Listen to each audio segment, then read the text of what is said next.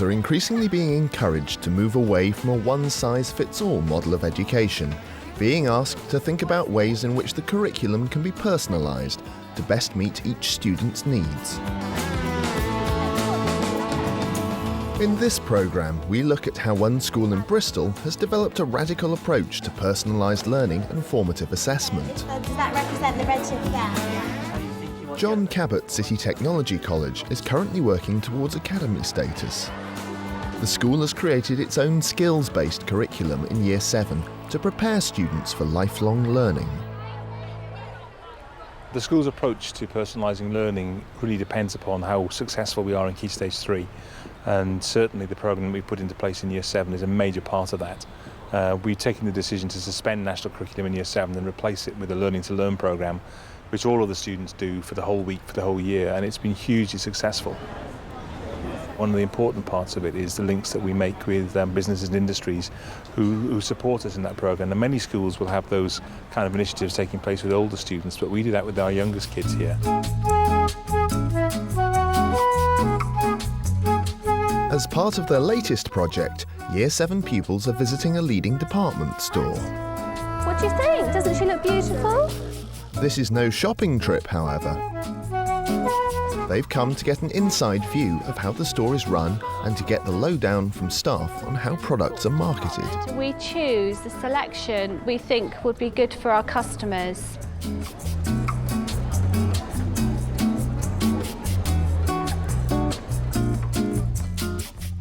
So we want to tell our customers that if they want something for their dads, this is where they come and buy it. And is there anything you like about this display? It's not got feminine stuff, it's got stuff that fathers would like. I think you're right, aren't you? It's all footballs. And drink, look, lots of different drinks as well that dads might like. Okay, so for your project this afternoon, one of the things you could think about is who is the kind of person that I want to sell my products to, and is there a particular time of year it might sell better than others? The students' project is going to be a marketing exercise. What do you think we're trying to tell customers? In the summer, people are going to want to have lighter clothes and sun hats. That's right, yes. But they'll be assessed as much on how they go about the task as on the work they produce. What we're really going to be looking for in the finished article is team building skills. You know, did they utilise everyone's skills in the group? Did everybody get a chance to take part? Did everyone have an idea to contribute? Was everyone encouraged that they can be creative and that they can think of ideas for themselves? And communication in the workplace is so important, how we communicate. Hi guys, can you come this way please? You're going the wrong way. Shall we go round and look over here? Anything you noticed about the lighting? They've put the lighting on like the model things and the clothes. Very good, that's right. In teams, the students have to decide upon a household product to rebrand and market. Coming up with a marketing campaign will test their creative skills, self-discipline and teamworking abilities. Curriculum leader Dan Thomas gets them going. You've got about 10 minutes to have a look around. Remember, don't go out this area. This is really good, you know. You put cereal in there with milk, keeps it cold. Wow. My friend's got it, she said it's really good. Well, that's a good idea. What's it called? Measuring spoons. You put the spaghetti in it, and it measures how much. Oh my god. That is so funky. Oven mitt. And it's waterproof as well. They must be waterproof. Is that what it is? Look at these. They're oven gloves and they're really thick so they won't get dirty either. I've seen them on the TV. I don't know about your mum, but when she takes stuff out the oven, all her things go really dirty. Okay guys, we're going to go back up to the room and start your projects. The girls have settled on the rubber oven glove. With this unusual product in hand, they head out to the store's roof garden to brainstorm their marketing campaign. You could like put designs on it for like, say summer one, you could have like a picture of a barbecue. Maybe and puppets as well. No, listen. You because to look. wait for the food to cook. No, because you're a little baby. If you have like a little girl or a boy or something, you put a spoon in it, and it look like a snake. And you can go like that and they'll eat their food. Children. There is one dining side of this. It makes your hands sweat. Yeah, it does. But you're not going to be wearing it for a long time. When you put your hand in, it doesn't go right to the end. Yeah. So the excess material you have, maybe you could put like a little cooling thing in it to keep so you don't sweat. Now they're going to take the ideas of these products away, take them back into the college, and decide on their own marketing strategy. If it needs redesigning, they will make that decision. What they're doing is putting together all the practice that we've done through the year, in terms of making their own decisions, following their own decisions through and evaluating that process. There's going to be very little teacher-led instruction work going on in this project. As they've had experience of teamwork and independent learning over the past 9 months, they really can cope with this kind of a project. Back at school, the girls certainly seem to be organised. They've divided up the work according to each person's strengths. So me and Zoe liked to be artists, so we did all the arts. And Hannah and Lauren were team leaders because they like to lead people and they were typing as well. Then Emma got all the pictures off the internet and was like putting them all together. And Kathy helped Hannah and did all the typing because she's more into tech. So. Zoe and Hannah have a look at an AS level student's design work for ideas for their window display. She designed that? Yeah, she made that. That's what she made. It's a kitchen thing, so it could help us with our ideas of like that. That'd be useful. Because it's actually an idea cooking. If we draw that picture with an oven, we could, if we cut that bit off there, we could do a mini oven, separate that bit off, Some tasks are more interesting than others, but they're making sure they split the work evenly. We've got these team rules and we stick by them so that everybody gets a fair share in what they do. You lot, make any plans about when we Right, I'll tell you what, in a minute, why don't we have a little team meeting? Right, Hannah can speak first. You'll be doing a window display with all the stands in them, so it'll just be the stands with the magic mittens and the packs standing on them. And then I'll be doing the kitchen. So am I doing the one with the gloves and you put the bag on top and you're doing the kitchen with the magic mittens like that? The theme one. Yeah.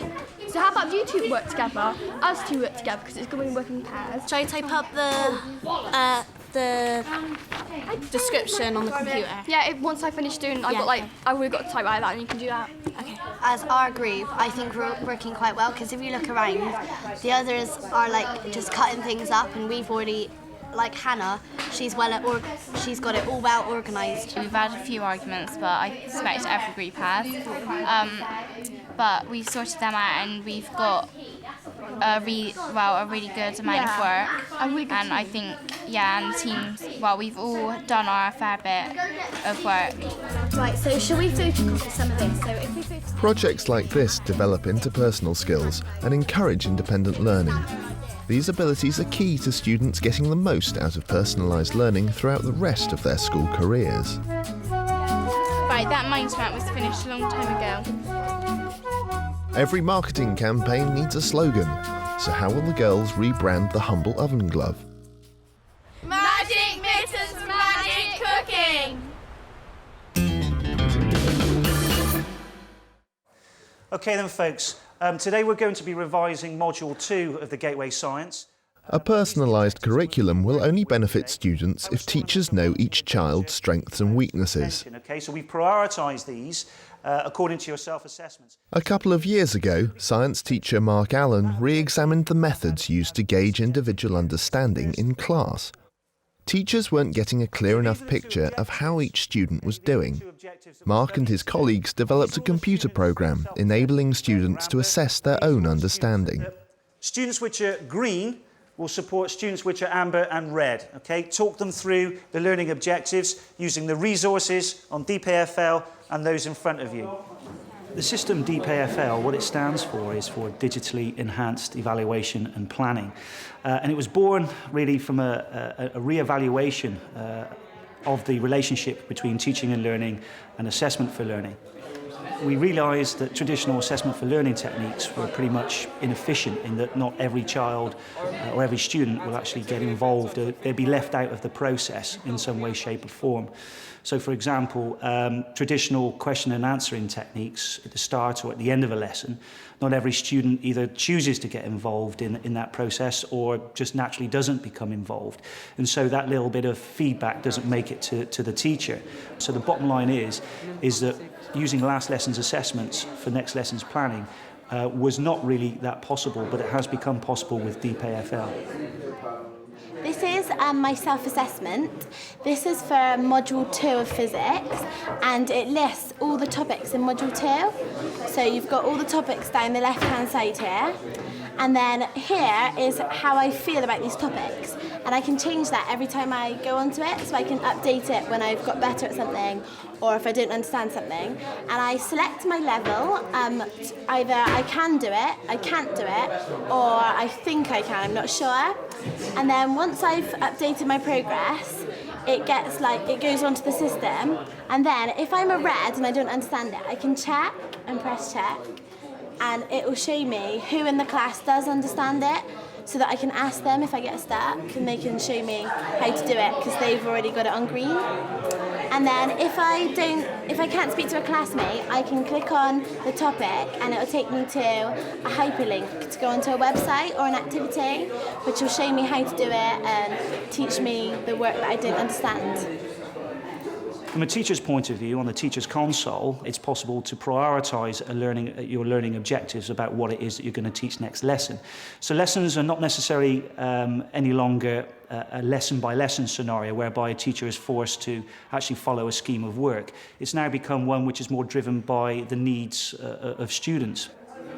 And that's the powerful thing about it, is we're trying to encourage them to actually fill the knowledge gaps for themselves by using the Deep AFL system, and at the same time communicate their needs to the teacher, which will allow us to prioritise what we do in a classroom. Okay, I'm going to check.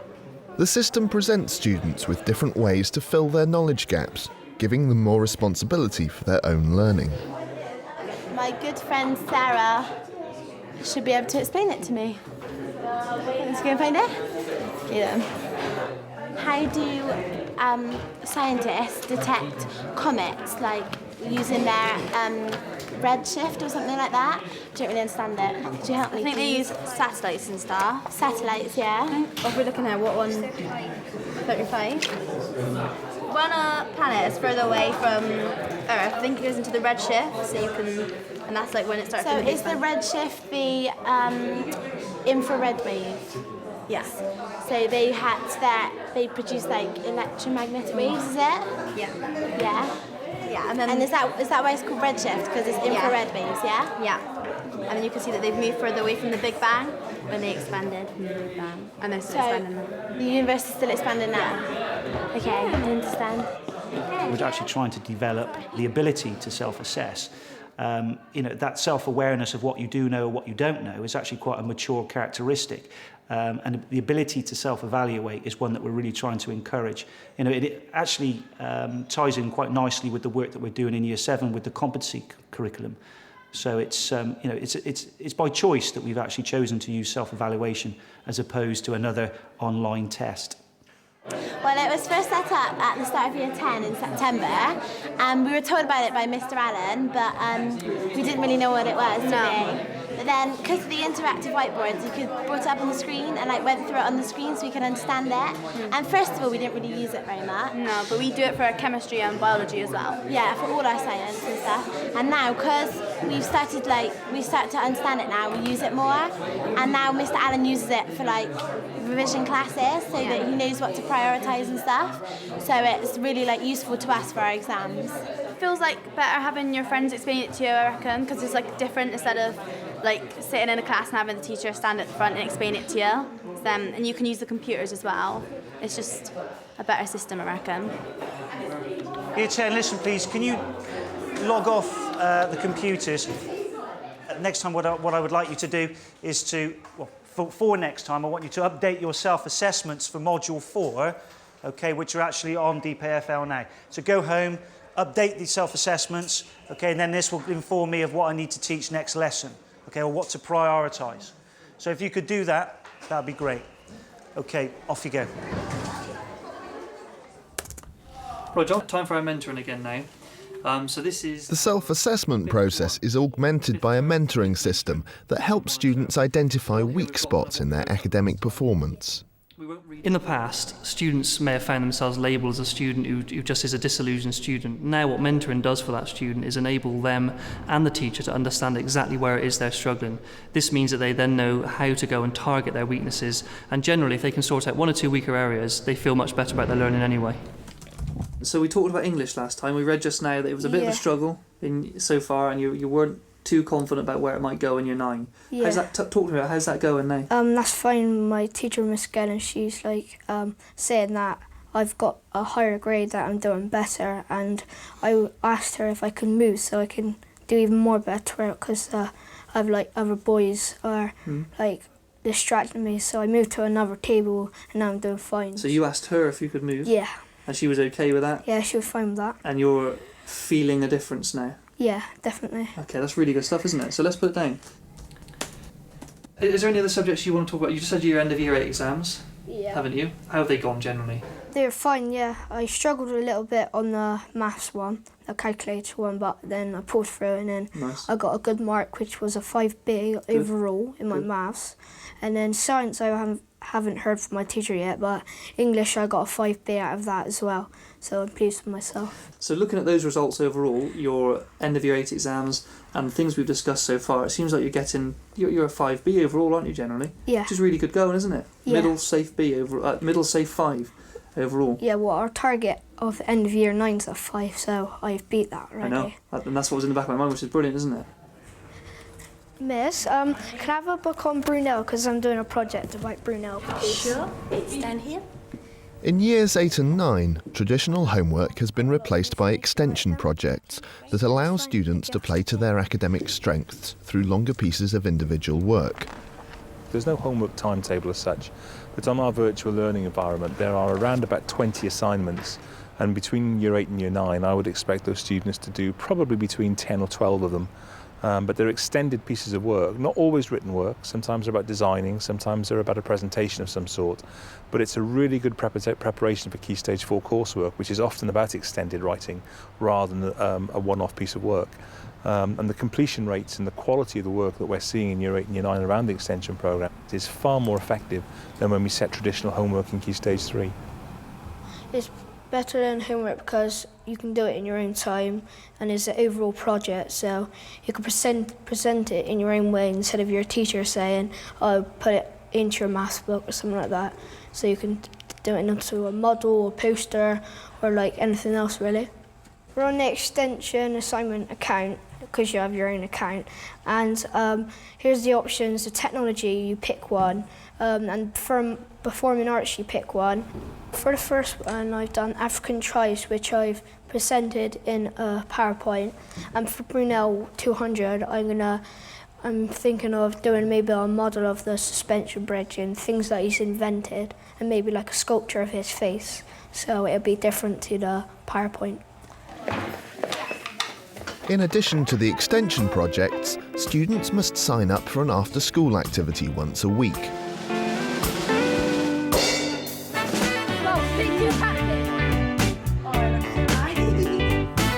There's a huge range of activities on offer, reflecting both staff and students' interests.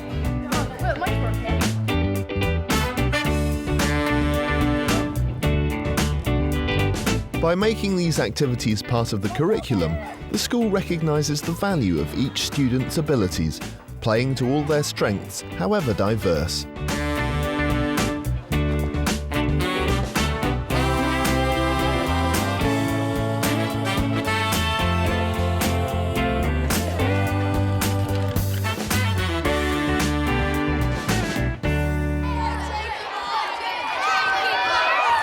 It's the end of the summer term.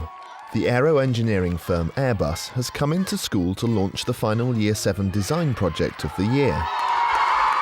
Head of People Development Duncan Greenman introduces design safety, demonstrating how aircraft strength is tested prior to manufacturing. We test one wing and we break that wing just to see when it will break.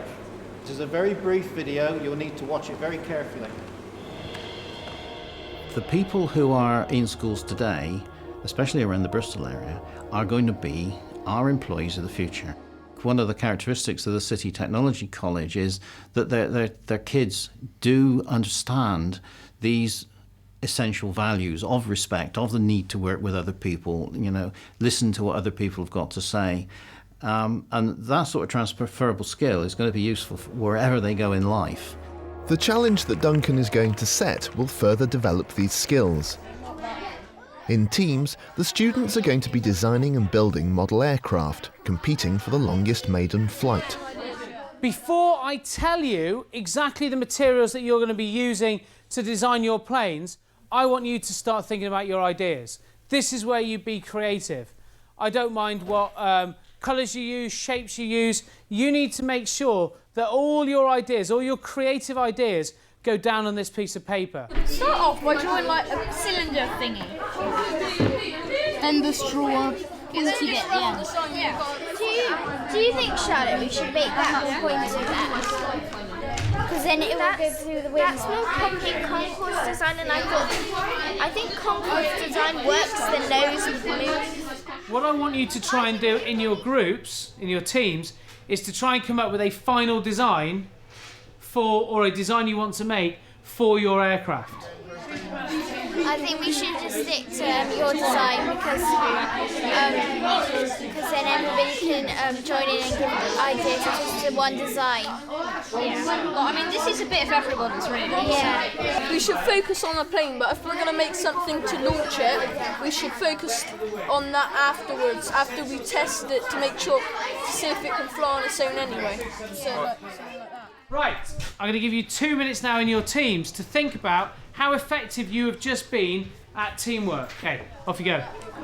We all help each other out. We said things that could help improve someone else's design. Say somebody said we're going to do this, then we could add to it to make it slightly better. This isn't like, a geography lesson where it's individual work. If we don't work as a team, we're not going to get anything. We need to work together. We all have to put something in to get something out. We need to cooperate. So our teamwork did go quite well. Yeah, our teamwork did go it went quite well, yeah. Hopefully this time it'll go better in the making as well. It's a week later and the day of the build. The teams have a range of materials laid out and their designs down on paper. You got landing skis. We can't use the water jets. We don't have any. Big wings, tail, and polystyrene body. So it'll be a glider apart from that, won't it? Pretty much. And there's our With changes being suggested, can the team adapt to survive? Is that card kind of? Yeah. Perhaps you could just make little stills and not bother with the sides, because then It's not what you're given, it's what you do with it that counts. The point is that the kids are thinking about their ideas and they're putting it into some physical form and then trying it out. Me and Sam were working on the ramp, so we decided that in class. And Toby and Charlotte are actually building the main bit of the plane.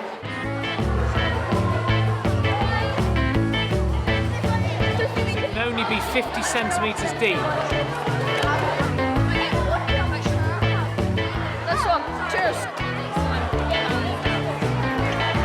If you get a firmer version of this set, then we can use it for the wing. Guys, we've got to compromise with this really strong, sticky stuff.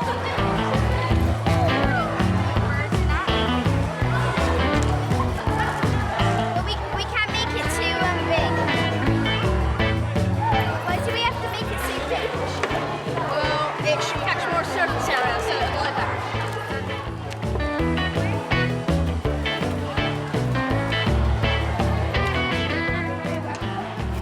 Yay! At the start of the term, I wasn't that good at working in a team, but now I've improved working in a team, so I'm really glad about that. To do this task, you need teamwork, confidence, And a lot of stress management, because it does go wrong quite a lot. It's time to head outside for takeoff. Will the team's ingenuity be enough to get their plane airborne?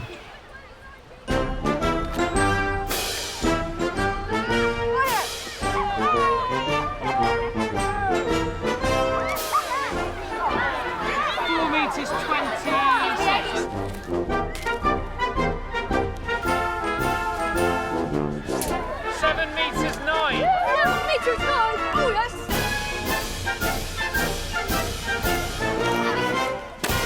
Leave it there, don't touch it. 3.9. So, what has the group learnt about designing aircraft as a team? I've learned that by keeping it simple, like we did, and not adding too many extra things, it can work very well. If one person ends up managing to do it, make sure that the other person still feels important and that they're not just tossed to the side. Okay, the winner from this afternoon is Spartan. If parents were to ask me about the value of personalising learning, I think I'd be very clear in my answer. This is about lifelong learning. This is about looking at the skills that you need for university, for the workplace, way beyond school. And whilst the spoon-feeding culture has been effective in terms of helping children to pass exams, those processes are not always in place when you go to work or when you go to university.